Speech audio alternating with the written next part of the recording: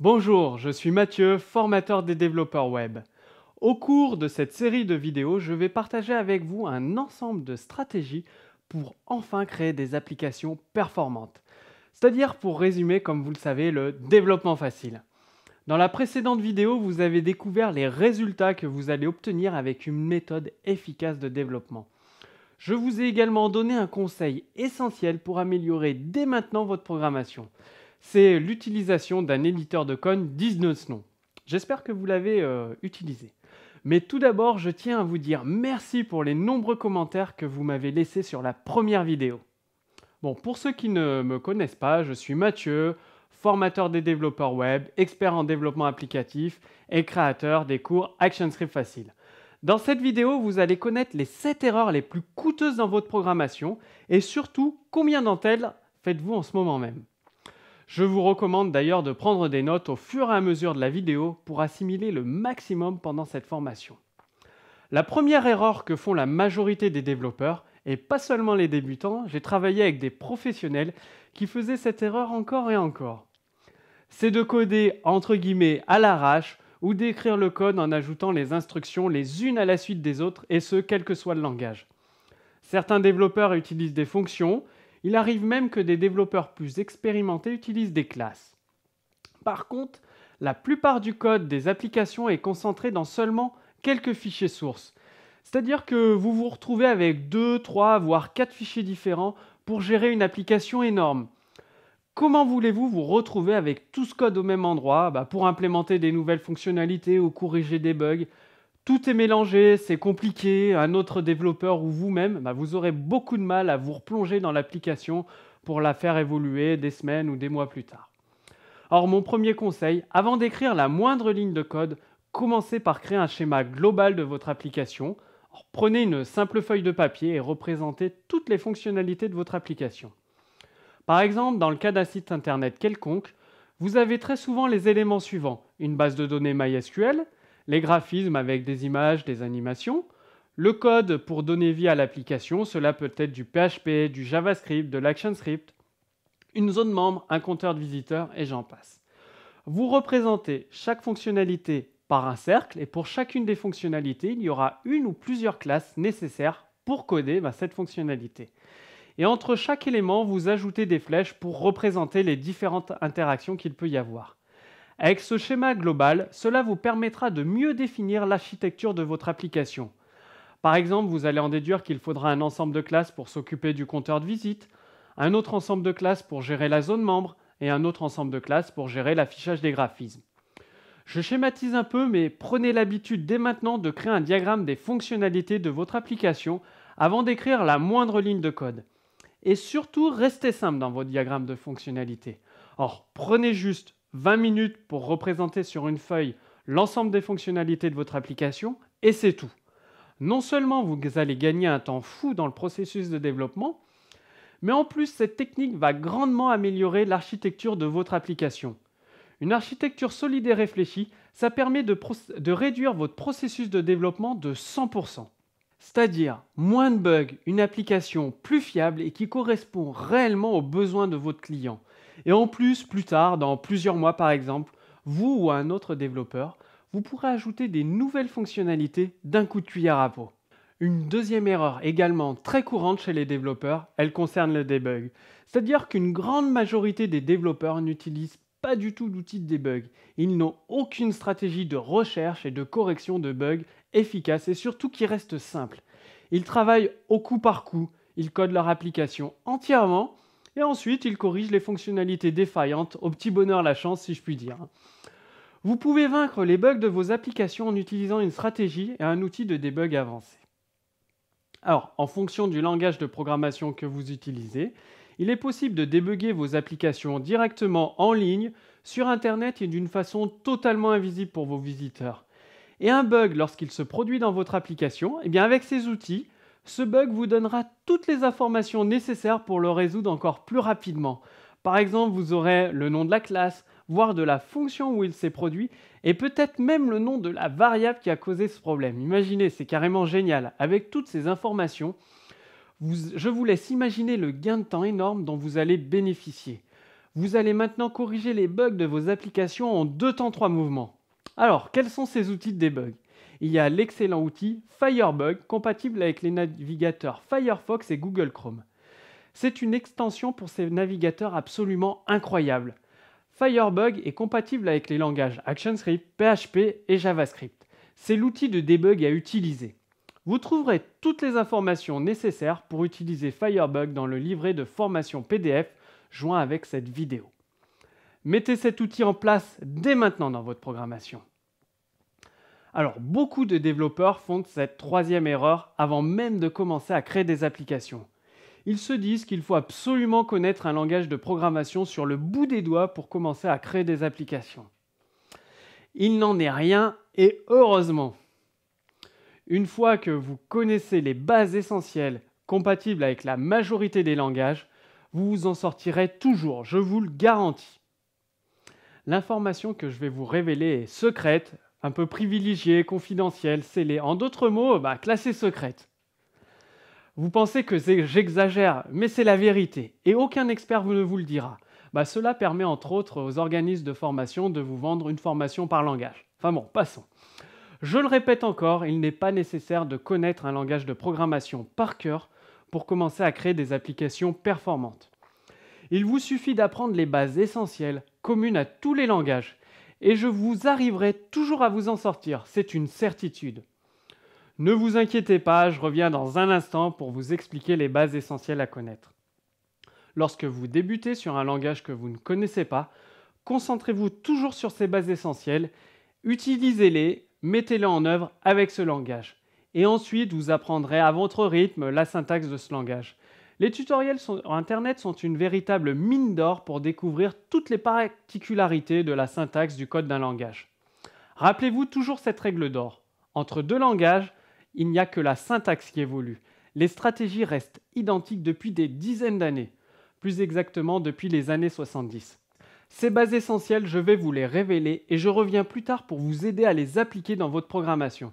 Il s'agit de la programmation orientée objet, c'est-à-dire savoir mettre en œuvre l'utilisation des objets dans votre développement et la notion d'événement. Voilà, c'est tout. Donc, la quatrième erreur commune à énormément de développeurs que je rencontre, c'est l'écriture multiple du même code, de la même fonctionnalité. Dire dans chaque projet, le développeur recode une fonctionnalité identique au projet précédent. Cela peut être un truc tout bête comme un algorithme de calcul, une interface d'affichage ou encore l'accès à une base de données. Vous devez absolument vous poser la question suivante avant de coder une fonctionnalité. Est-ce que cette fonctionnalité peut être réutilisée dans d'autres projets? En d'autres termes, est-ce que vous pouvez rendre cette fonctionnalité autonome et l'intégrer comme une brique dans votre application? Si la réponse est oui, vous créez alors une classe ou un ensemble de classes pour implémenter cette fonctionnalité. Et lors du prochain projet qui aura besoin de cette fonctionnalité, vous gagnerez un temps phénoménal dans la création de votre application. Et oui, la fonctionnalité sera déjà prête, codée et performante, une simple brique à copier-coller dans votre nouveau projet. Alors, au fur et à mesure de votre expérience, vous allez créer des briques de code réutilisables, quel que soit le projet, et cela vous permettra de vous concentrer sur les fonctionnalités importantes de votre application. Ainsi, vous irez de plus en plus loin dans la conception d'applications de plus en plus complexes et de plus en plus complexes. Et surtout, vous ferez preuve d'une compétence accrue pour répondre à toutes les demandes de vos clients. Les cas typiques de briques de code réutilisables sont un ensemble de classes PHP pour gérer les requêtes SQL, un autre ensemble de classes pour l'affichage des composants graphiques, les barres de défilement, les formulaires, les zones de texte, les tableaux. Pour faire une analogie qui vous parle beaucoup mieux, les briques de code que vous allez créer représentent les différents éléments d'une voiture. Les vitres, les sièges, les freins, la carrosserie, le moteur. Et ensuite, en fonction du type de voiture commandée par votre client, des options voulues, vous fabriquez la voiture à partir des briques déjà prêtes, comme le moteur, les vitres ou les sièges. C'est la façon dont procèdent la plupart des constructeurs automobiles. Ils réutilisent la motorisation, la carrosserie pour plusieurs modèles de leur gamme. Bon, passons maintenant à la cinquième erreur qui elle aussi est très commune. C'est tout simplement de penser que l'apprentissage de la programmation est trop compliqué. C'est un autre frein majeur pour les débutants et les confirmés lorsqu'ils doivent apprendre un nouveau langage. Ils se retrouvent débordés par tout ce qu'il y a à apprendre. La vérité est tout autre. La première chose à savoir est que la plupart de ces développeurs ne connaissent pas de stratégie de programmation. Qu'est-ce qu'une stratégie de programmation, me direz-vous? Tout simplement une méthode éprouvée qui vous permet d'accomplir beaucoup plus facilement et efficacement la création d'applications performantes en un minimum de temps. L'utilisation d'une seule stratégie de programmation peut vous permettre de doubler, voire de tripler votre efficacité à condition d'assimiler les concepts indispensables. La chose surprenante, bien sûr, est la vitesse à laquelle la méthode développement facile fonctionne. C'est plutôt remarquable de créer des applications complexes, performantes et sans bugs au cours du tout premier module de cours. Je vais donc vous donner 2 stratégies essentielles qui vont vous permettre de commencer à améliorer votre programmation, et ce, quel que soit le langage nouvelle technologie que vous utilisez. Il s'agit de la programmation orientée objet et de la notion d'événement. En appliquant ces 2 stratégies, vous pouvez vous en sortir dans n'importe quel langage nouvelle technologie. Le seul truc que vous aurez à connaître ensuite, c'est la syntaxe du langage. Et cela s'apprend beaucoup plus rapidement que vous ne pouvez le penser. Au fur et à mesure que vous codez, vous regardez des exemples de code source, vous consultez des tutoriels et petit à petit, vous connaissez la syntaxe du langage. Vous retrouverez des explications complètes sur la programmation objet et sur les événements dans le livret de formation disponible sous cette vidéo. La 6e erreur que j'entends souvent de la part de développeurs et que certains n'en ont même jamais entendu parler, il s'agit des modèles de conception. Je rencontre beaucoup de développeurs qui pensent que c'est complètement inutile pour développer des applications. Et en plus, ils déclarent fièrement « personne ne les utilise d'abord ». Bon, c'est malheureusement une erreur courante, même chez certains développeurs confirmés. La vérité, c'est que la connaissance des modèles de conception ou design pattern est indispensable pour passer votre programmation au niveau supérieur. Et en plus, il n'est même pas nécessaire de tous les connaître. C'est ça qui est génial.